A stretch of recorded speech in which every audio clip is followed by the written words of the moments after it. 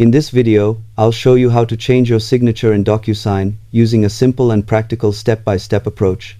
After logging in, go to your profile settings and open the Signatures section where all your saved signatures are stored.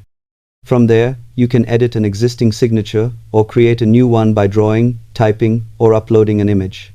While the process is straightforward, it's important to make sure your signature accurately represents you, especially since it's used on official and sometimes legally binding documents. Docusign provides flexibility in customization, but users should still review how their signature appears across devices and documents. Also, keep in mind that changes will apply to future signatures, not past ones.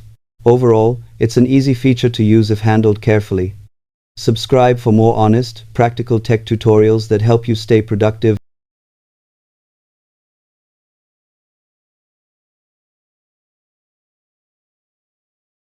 and confident.